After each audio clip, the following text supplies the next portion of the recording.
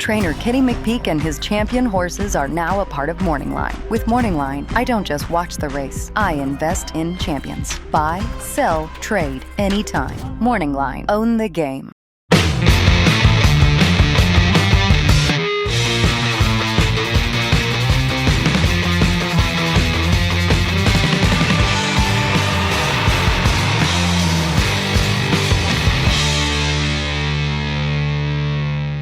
Hi everyone, David Aragona and Mike Beer here taking a look at race 8 on Saturday at Turfway Park. The feature event is the Leonatus Stakes, going the 1 mile distance for the 3-year-olds over the all-weather track. This an early prep race for that final prep for the Kentucky Derby will run at Turfway, the Jeff Ruby Stakes, a little bit later this springtime. And some of these 3-year-olds looking to maybe accrue some Kentucky Derby points, put themselves on the map. It's an intriguing field of runners, a lot of them switching surfaces, some that have prior synth experience. We'll get into all of that in just a little bit, but first I want to let everybody know this video is sponsored by Morningline.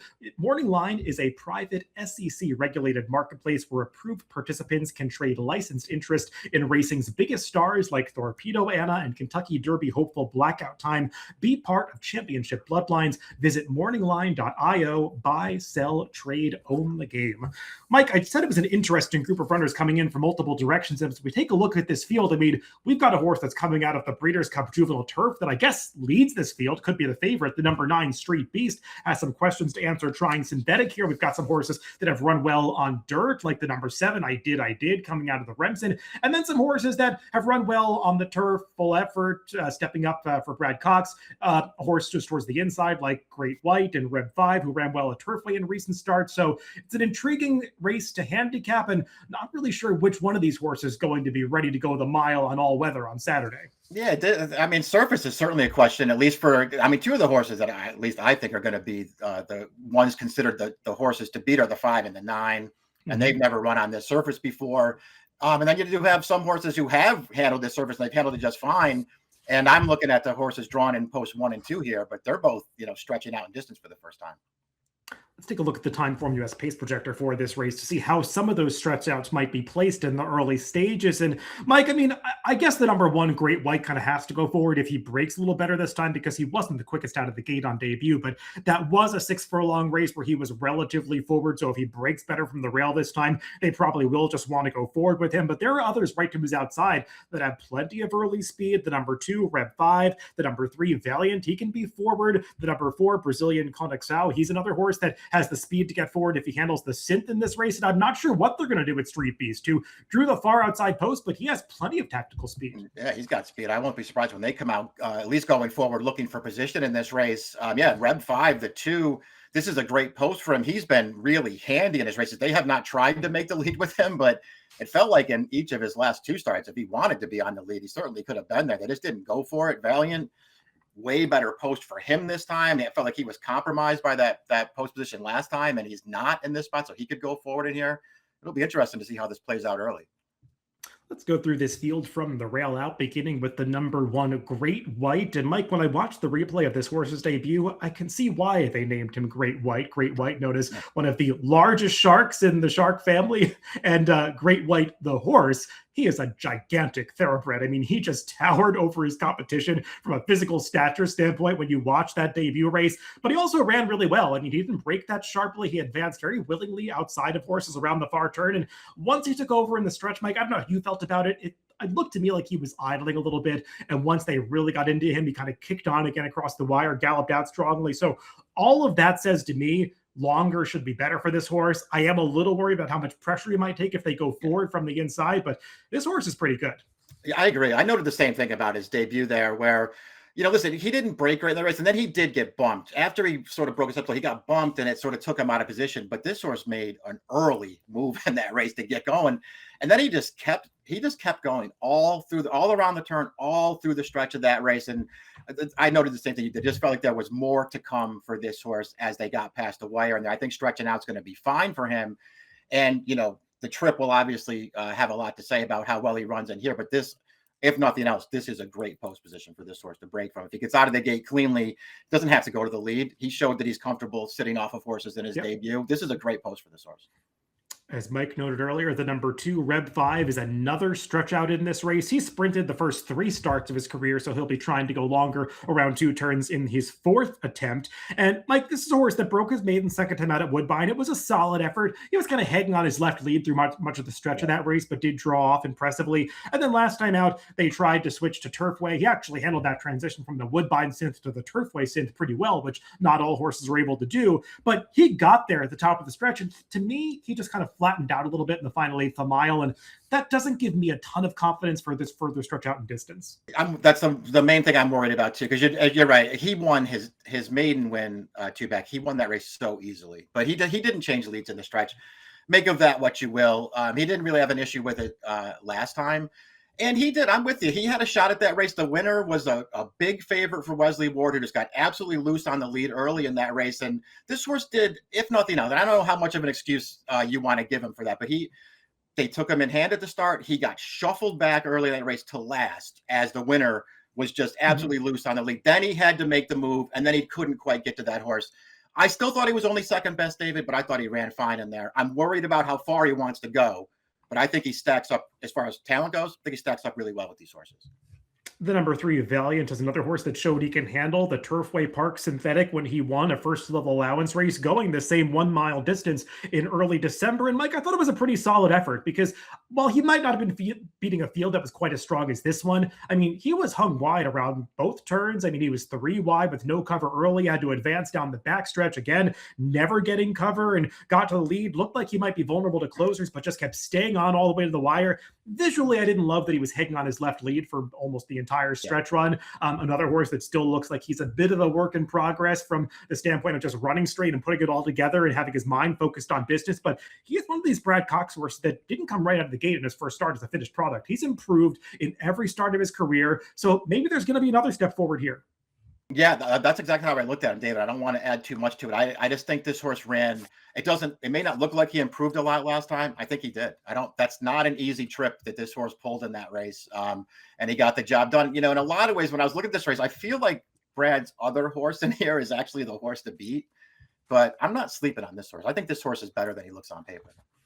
The number 4, Brazilian Conexal, will make his first ever start on the synthetic surface after breaking his maiden on dirt last time, but that dirt victory came at Horseshoe Indy and also came against fellow Indiana bred. So this is going to be a big step up in class.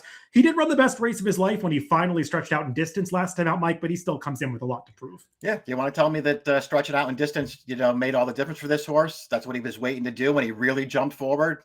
That's fine with me, but he's got a lot of other things to overcome in this race besides the competition and the surface switch and probably a much faster pace too.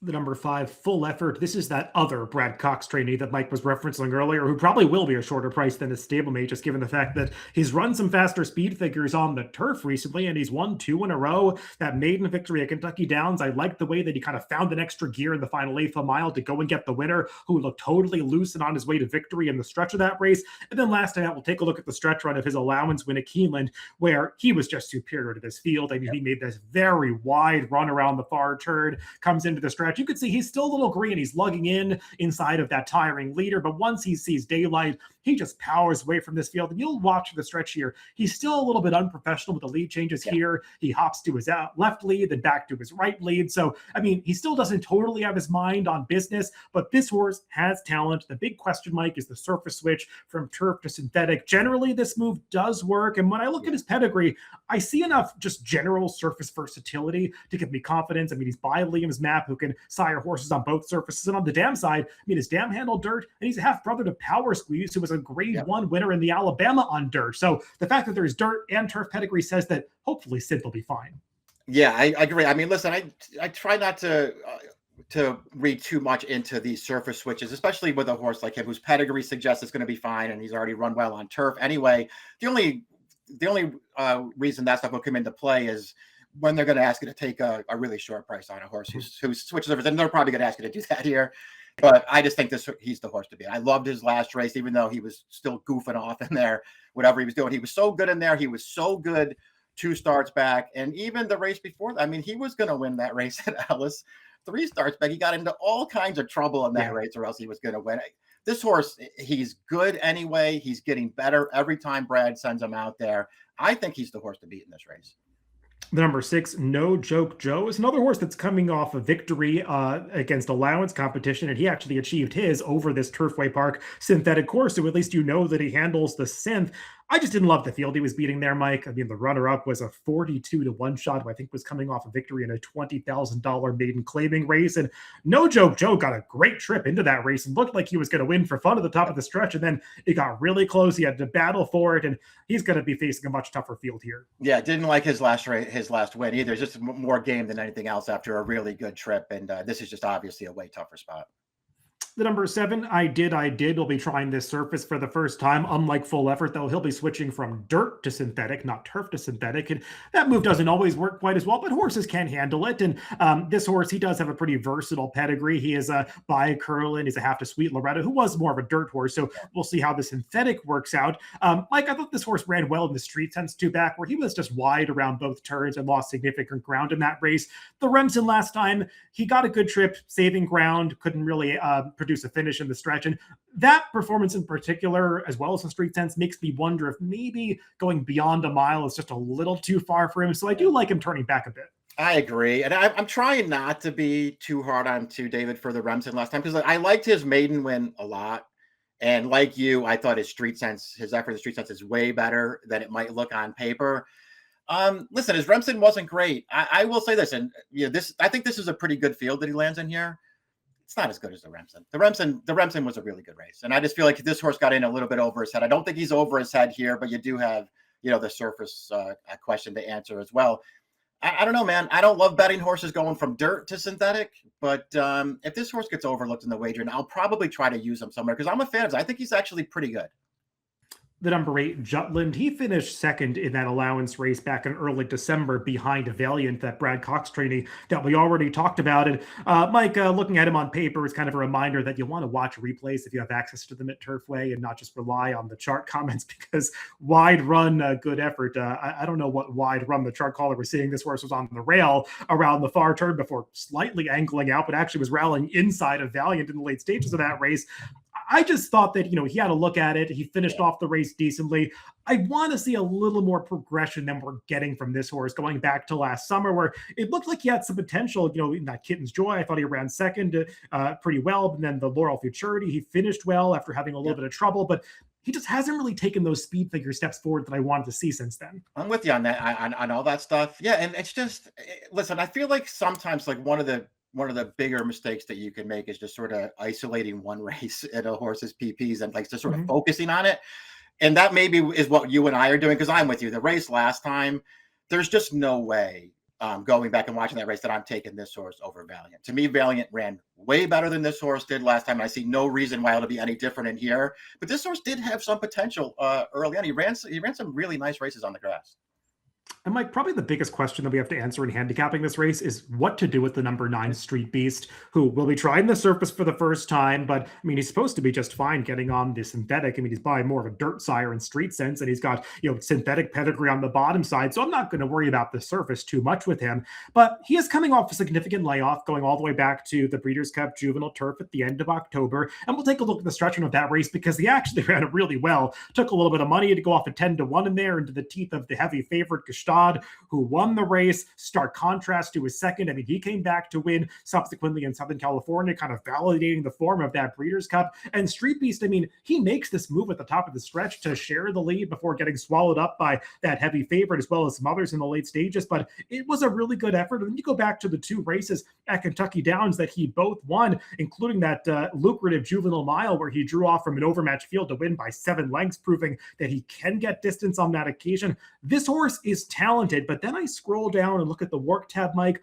Only 2 workouts showing for this race, and I went to double check to make sure that he hasn't worked again since I've printed PPs for this race, right. And not the case. His last work was indeed on January 6th. So I do wonder if he's going to be fully cranked for this return. I'm worried about that too. And he's another horse who's, they're going to ask him to take a pretty short price on him here as he switches surfaces. So we'll see what he does. I liked his Breeders' Cup. I thought he ran well there. Leading into that race, I was sort of conflicted about him, David, because he had the big win before that in a very rich race, but there was really nothing in that field. And his first 2 starts I thought were fine. I think they were great. So I don't know. I wasn't sure how good he was. I thought he ran really well at the Breeders' Cup last time. He obviously makes sense in here if he handles the surface switch, but between the two favorites, I don't know. I kind of prefer the Cox horse to this one. Let's go to our picks for this Leonatus Stakes. And I'm not going to get too creative here, Mike. I do think that Full Effort is the horse to beat. I think there's plenty of pace in here to set up his late run, and he's just going to trip out. I mean, it's a matter of whether or not he handles the synthetic, but I think if he does, he's going to be awfully tough to beat in this race, though I am pretty intrigued by the horse that you put on top, the number 1 Great White, who just seemed like the type from a visual standpoint watching that debut. He should appreciate the added ground. That's what I think too. And he'd probably be a fair price in here. That's why I put him on top. I'm with you. I think Full Effort. I don't have Full Effort on top in here, but I think he's the horse to beat in this race. He's just also going to be a really short price in here. So, or at least I think he'll be a really short price in here. So I'm going to take a shot against him with the 1. And again, we sort of, talked about it. I thought Cox's other horse, he's going to be a price in here too. And I think he's a little underrated. So I threw him in there. 1-3-5-2 for Mike and 5-1-9-7 for me in race 8 at Turfway Park on Saturday. The Leonatus Stakes for the Kentucky Derby hopefuls. Good luck if you're playing the races this weekend.